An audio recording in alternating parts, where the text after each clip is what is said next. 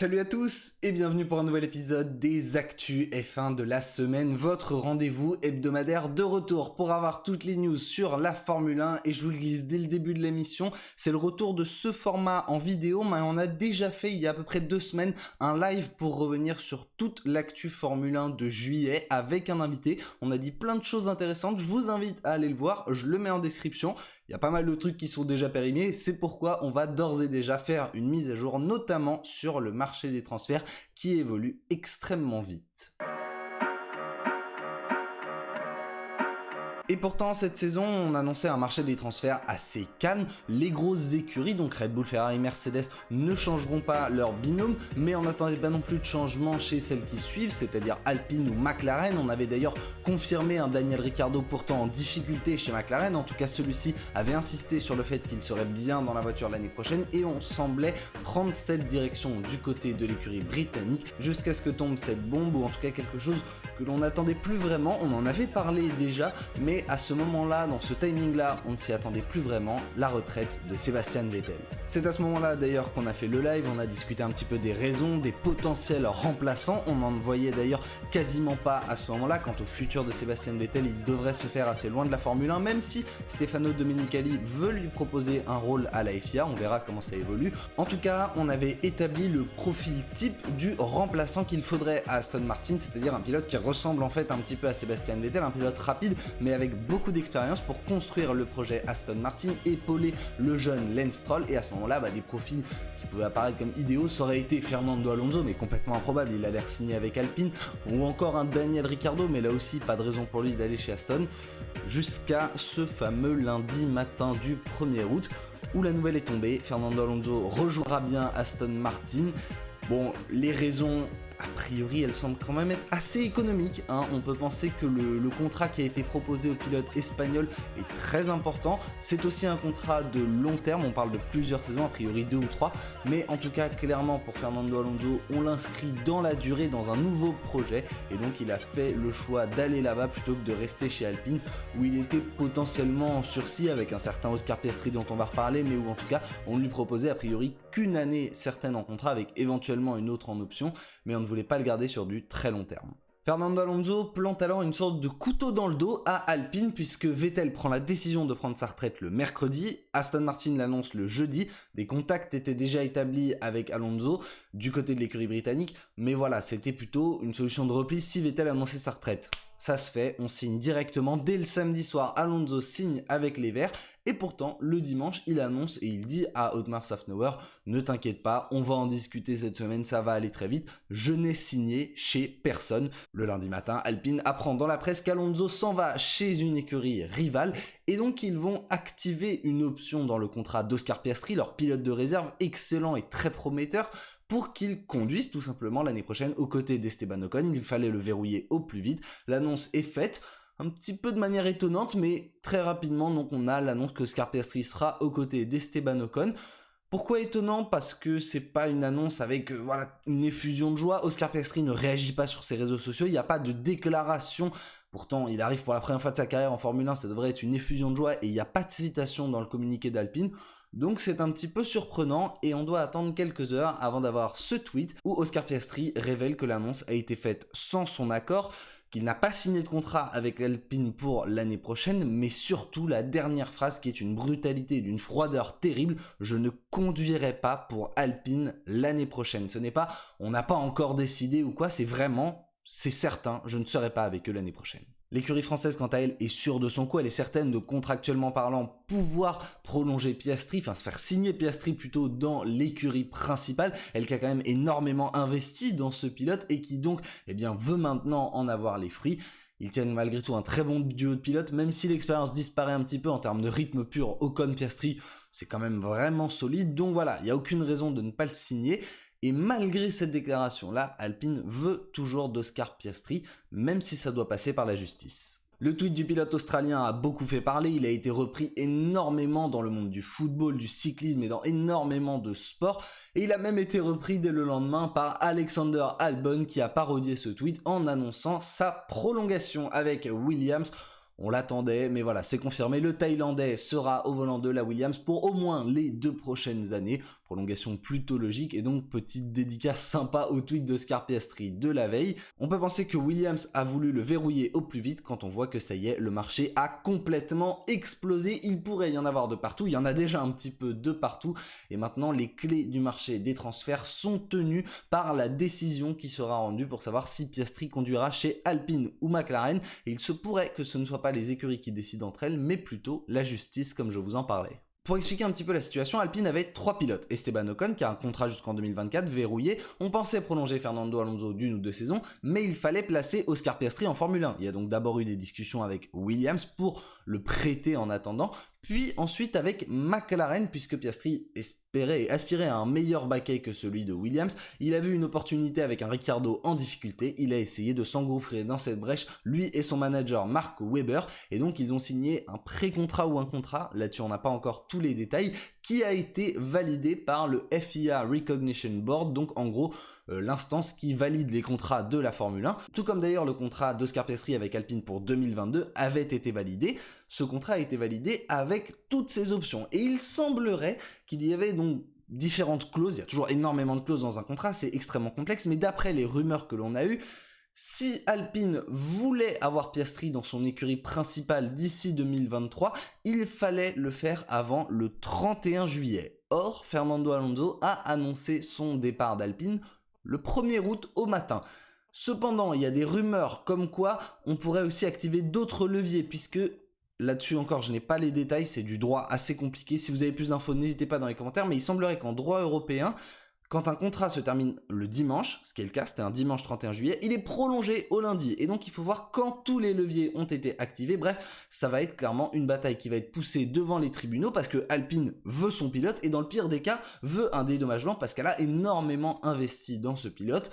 Donc clairement, Alpine ne va pas se laisser faire, elle qui a été un petit peu la risée des réseaux sociaux depuis quelques semaines, veut maintenant, à défaut d'avoir Oscar Piastri, récupérer de l'argent et ou potentiellement un autre pilote. Parce que le grand oublié de cette affaire, c'est Daniel Ricciardo qui indirectement a appris sur les réseaux sociaux qu'il allait être viré probablement de McLaren, que a priori, si Oscar Piastri est aussi sûr de lui et dit qu'il ne conduira pas avec Alpine l'année prochaine, c'est qu'il a déjà un contrat dans une autre écurie, probablement du même standing. Je vois pas comment ça peut être fait autrement, à moins qu'il y ait une réflexion que vraiment on ne comprenne pas de la part du clan australien Piastri-Weber, mais là, clairement, on imagine que Piastri a un contrat avec McLaren et donc Ricciardo apprend ainsi indirectement qu'il ne sera pas pilote McLaren en 2023 et il faut lui trouver une porte de sortie. McLaren aurait donc informé Daniel Ricciardo juste au début de l'été, après tout le début de cette affaire Piastri, qu'elle ne comptait plus sur le pilote australien, donc le vieux, Daniel Ricciardo, celui qui conduit actuellement chez McLaren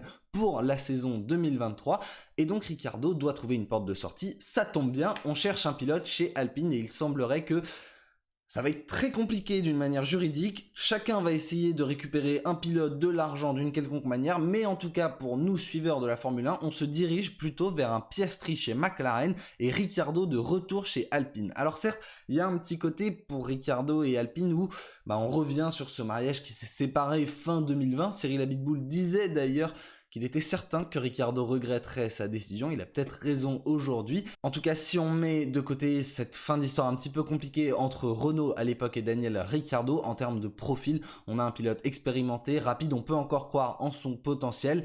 Et donc clairement, pour Ricciardo déjà, il trouve le meilleur baquet disponible à l'heure actuelle sur la grille. Clairement, en termes de baquet libre, il n'y a pas mieux que celui chez Alpine. Et pour Alpine, c'est peut-être, j'ai envie de dire, la meilleure solution, peut-être la solution la moins pire, parce que à l'heure actuelle, il n'y a pas grand monde de libre. Alors on a vu certains citer un Théo Pourchaire, le côté franco-français, aller citer des Théo Pourchaire. Pourquoi faire? Pourquoi Alpine irait chercher Pourchaire? Un Pierre Gasly, il faut déjà savoir que Gasly et Ocon ne s'entendent pas, donc les voir dans la même équipe, c'est assez compliqué. Là aussi, ça fait 2 pilotes français dans la même écurie. On a plutôt besoin de quelqu'un qui représente l'image de la marque à l'international, comme on a eu avec Hülkenberg, puis Ricciardo, puis Alonso. On est monté en standing. D'autant que Pierre Gasly, alors il y a eu une rumeur comme quoi il y avait une clause dans son contrat qu'il pouvait quitter AlphaTauri s'il recevait une offre d'une écurie mieux classée au championnat constructeur. Toutes ces affaires de contrat sont extrêmement compliquées, j'essaye de simplifier au mieux, mais ça a été démenti par Helmut Marko qui dit qu'il n'y a aucune clause de sortie pour Pierre Gasly en 2023, donc a priori, le français devra attendre le marché des transferts 2024. C'était l'année prochaine que ça devait énormément bouger, mais finalement, ça s'est énormément accéléré, avec, je vous le rappelle, à l'origine, tout ce bazar provoqué par la retraite de Sébastien Vettel. Puisqu'on parle de Pierre Gasly, il y a maintenant 3 écuries où on n'a pas encore de confirmation, même si a priori on devrait aller dans la continuité. Ce sont tout simplement AlphaTauri, donc on s'attend à voir Tsunoda prolonger, même si Liam Lawson débutera en FP1 à Spa, et Ayumu Iwasa est plutôt assez bon en ce moment en Formule 2, avec justement un profil un petit peu similaire à la Yuki Tsunoda, qui grille un petit peu les étapes. A priori, on s'attend quand même à voir Tsunoda prolonger, mais il est toujours menacé. On a du côté de chez Haas un Mick Schumacher qui lui aussi devrait prolonger aux côtés de Kevin Magnussen. Là aussi, il n'y a pas trop d'autres options, à moins de réussir à placer un Théo Pourchaire. Mais pourquoi prendre un Pourchaire plutôt qu'un Schumacher ? Ça paraît assez compliqué à deviner. Et enfin, justement, chez Alfa Romeo, on parle beaucoup de Théo Pourchaire. Il ne faut pas oublier qu'il est pilote Sauber, donc l'écurie Sauber Alfa Romeo. Guan Yu Zhou n'a pas encore de contrat pour l'année prochaine, mais il est pressenti pour rester à l'heure actuelle. Peut-être la seule chose qui pourrait le faire bouger, c'est si Zhou revenait chez Alpine, mais il faut savoir qu'il est plus pilote Alpine, donc il n'y a plus vraiment de lien direct, à part bien évidemment des connaissances et des contacts. Mais voilà, pour Théo Pourchaire, l'accès en Formule 1 semble assez compliqué. Et finalement, la clé de ce marché des transferts à l'heure actuelle, c'est de savoir qui ira chez Alpine. Parce que chez McLaren, ce sera Ricciardo ou Piastri. Chez Alpine, c'est peut-être là où il y a le plus d'inconnus. En tout cas, du côté de l'écurie française, on s'est clairement fait avoir en passant de 3 très bons pilotes à un seul pour 2 baquets. Puisque Fernando Alonso a filé chez Aston Martin et Oscar Piastri, semblerait-il, ne viendra pas épauler le français Esteban Ocon. L'écurie française pense pourtant être dans son bon droit, mais à l'heure actuelle, elle est clairement piégée. Enfin, il reste une dernière écurie, c'est Williams, où on pensait que ce serait peut-être finalement la seule où il y aurait du mouvement, parce qu'il fallait justement, notamment, placer un Oscar Piastri. À l'heure actuelle, donc Alexander Albon a re-signé et Nicolas Latifi semble être poussé vers la sortie. La piste qui se dégage actuellement, c'est celle de Logan Sargent, qui fait une très bonne saison en Formule 2 et qui est jeune pilote Williams. Mais attention à ce baquet où voilà, si quelqu'un se retrouve sans siège pour l'année prochaine, il pourrait essayer d'aller trouver refuge chez Williams. On surveillera donc avec attention ce qu'il en est de cet ultime siège disponible en Formule 1 pour la saison, enfin pour l'année prochaine. Je dis ultime siège parce qu'a priori ça devrait être l'un des derniers à être officialisé. Pour ce qui est de la piste Logan Sargent, sachez qu'il fera sa première séance d'essai libre en Formule 1 à Austin, donc ce sera clairement beaucoup plus tard dans la saison, ce sera chez lui, le pilote américain. Maintenant, dans ce marché des transferts, il faut se méfier de tout car on a vu que ça peut rebondir extrêmement vite et donc on suivra avec attention les prochaines évolutions.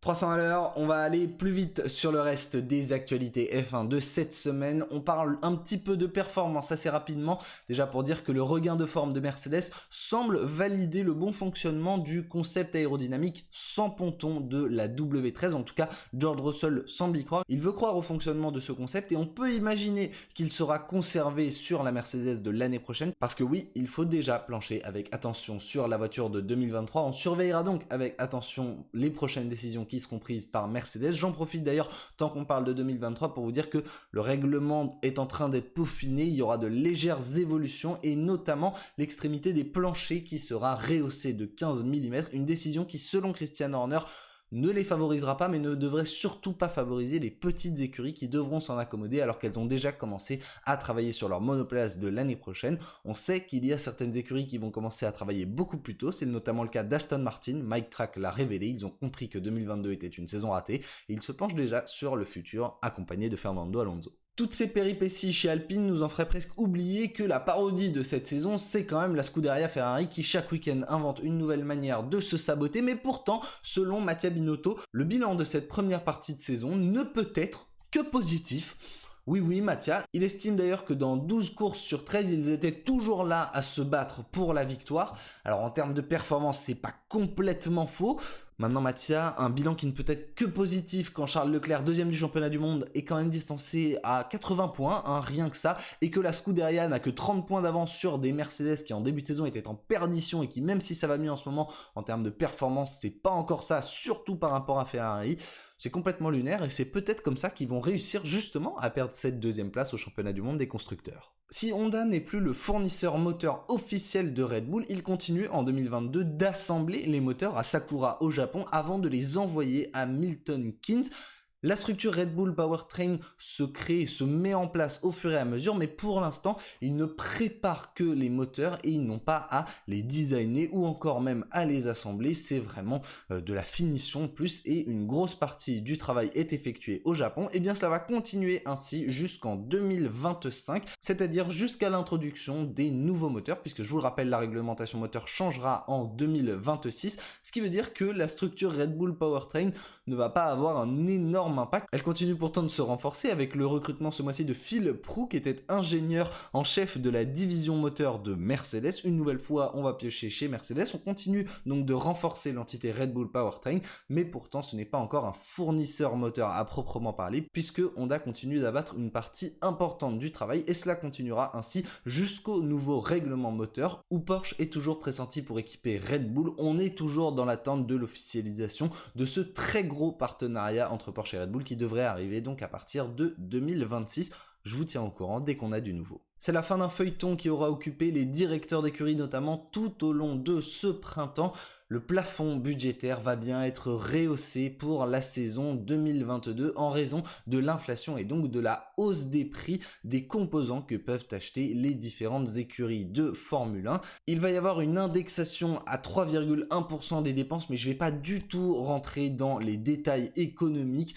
Si vous voulez le faire, c'est très intéressant, mais on va faire très simple aujourd'hui parce que de toute façon, on n'en verra pas vraiment les résultats. En gros, les écuries de Formule 1 ne produisent pas tout elles-mêmes, elles doivent acheter certains composants, certains matériaux, et le prix de ceux-ci a augmenté, donc c'est l'inflation en ce moment. Et la FIA va donc autoriser les écuries à dépenser plus en raison de cette hausse des prix qui, par conséquent, fait augmenter leurs dépenses sans pour autant qu'ils dépensent plus par rapport à ce que eux avaient prévu dans leur planning de budget. On poursuit avec plus d'infos sur le Grand Prix de Las Vegas qui arrivera, je vous le rappelle, en novembre 2023. Ce sera a priori l'avant-dernière manche de la saison 2023 qui aura lieu, je vous le rappelle, le samedi soir à Las Vegas. Donc pour nous, ce sera le dimanche matin.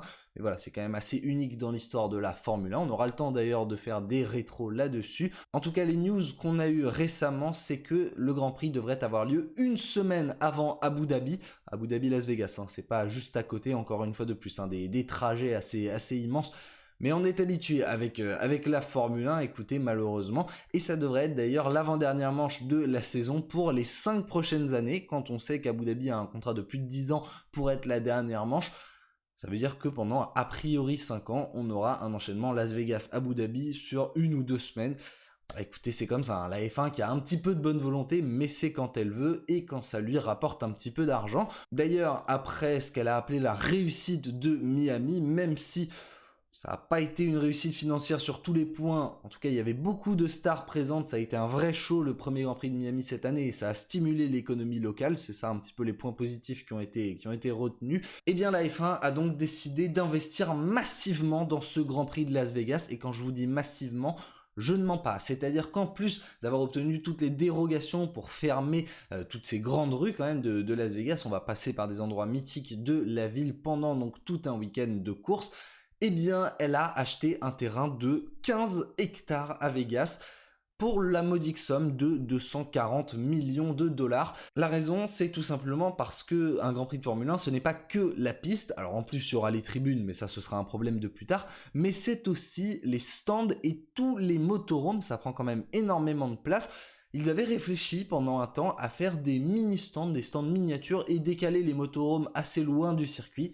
Pas du tout viable, et du coup la F1 a décidé d'acheter un terrain de 15 hectares à Las Vegas pour construire des stands permanents avec donc les motorhomes derrière pour rendre ce circuit viable et sur le long terme.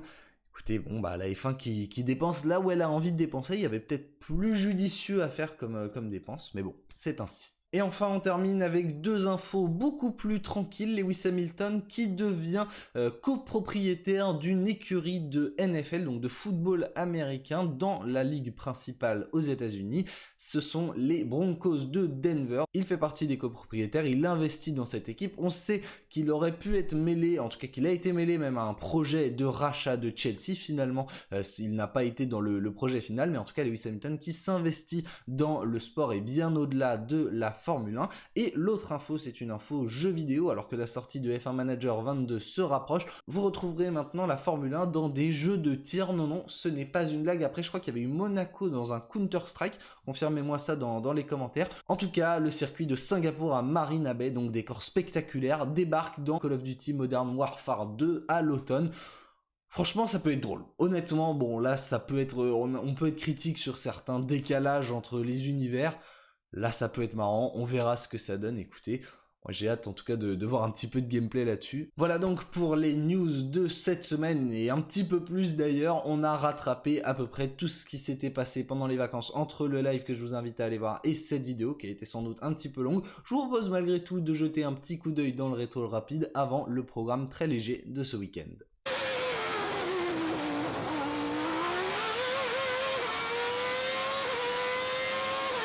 Le week-end dernier, c'était le rallye de Finlande, remporté par Ott Tänak devant le solide leader du championnat calais Rovanperä. Et on nous a également parlé de la préparation de Kimi Raikkonen qui va faire ses débuts en Cup Series le 21 août prochain à Watkins Glen. Ce mélange m'a donc rappelé une petite aventure que certains n'ont peut-être pas connue. L'interruption de la carrière en Formule 1 de Kimi Raikkonen, poussé vers la sortie de Ferrari fin 2009, et qui après avoir justement tenté une première expérience en rallye au Rallye de Finlande 2009, qu'il a abandonné suite à un accident spectaculaire, le Finlandais décide de ne pas poursuivre l'aventure en Formule 1, de faire un break et de, comme de nombreux illustres pilotes de son pays, rejoindre le championnat du monde des rallyes, à l'époque dans le junior team de Citroën. Il y fait donc ses débuts en Suède en 2010. Ça se passe assez mal, il termine 29e et Kimi Raikkonen va se distinguer pour ses nombreux accidents dans le championnat du monde des rallyes, voilà. Malheureusement, c'est un petit peu plus de ça dont on se souvient quand on parle de Raikkonen en rallye.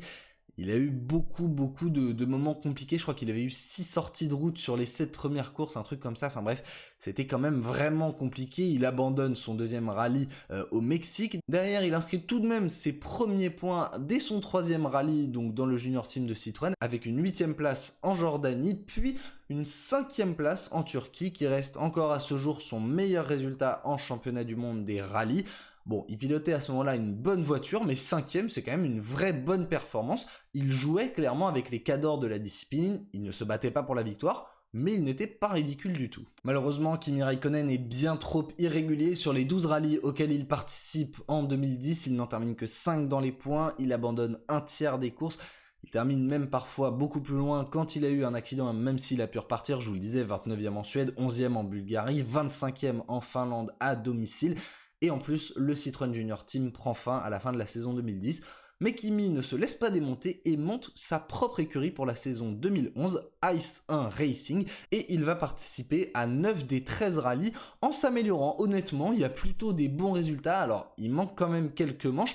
Bon, les 3 dernières courses, ce sont des abandons, mais là, c'est pour passer sur tout le négatif. Sur les 6 premières arrivées qu'il fait, 6 fois dans les points, il termine pour la 2e fois consécutive 10e du championnat du monde des rallyes, et on a senti clairement une progression dans son passage en WRC. En 2011, il termine 2 fois 6e. Son meilleur résultat en rallye restera donc sa 5e place en Turquie l'année précédente, et il quitte le championnat à la fin de cette saison 2011 pour faire son retour en Formule 1 avec Lotus, où honnêtement il en surprendra plus d'un puisqu'il y démontre qu'il n'a clairement rien perdu de son rythme d'antan. Il s'imposera avec Lotus dès sa première saison à Abu Dhabi, il remportera même la première manche de la saison 2013 en Australie et refera finalement une très longue deuxième partie de carrière en Formule 1 puisqu'après son retour en 2012 il ne prend sa retraite que fin 2021 après un long passage chez Ferrari et encore quelques années chez Alfa Romeo Sauber.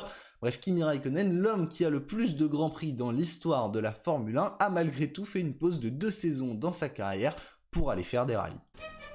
Hey, wake your ass up. Let's go. It's race time.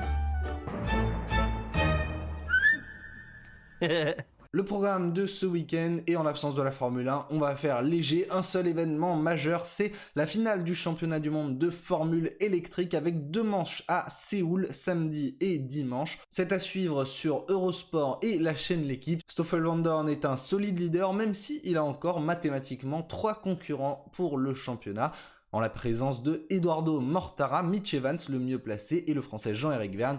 Même si malheureusement pour Jean-Éric c'est très ric-rac, ça semble compliqué d'aller chercher un 3e titre ce week-end à Séoul. Malgré tout, on ne sait jamais et donc on suivra avec attention cet événement. Sur ce, eh bien écoutez, merci à tous d'avoir regardé cette vidéo, j'espère qu'elle vous aura plu. C'est le retour des actus F1 de la semaine, donc il y avait beaucoup de choses à dire. En plus, il y a eu beaucoup d'agitation, notamment sur le marché des transferts. Pour avoir la suite des actualités de la Formule 1, eh bien écoutez, abonnez-vous à cette chaîne. C'est d'ailleurs le meilleur soutien que vous pouvez apporter. Activez les notifications. Quant à nous, on se retrouve la semaine prochaine. On fera le point sur toutes les news qu'on aura eues. D'ici là, le plus important, c'est que vous vous portiez bien. Et sur ce, moi, je vous dis à la prochaine. Ciao, ciao!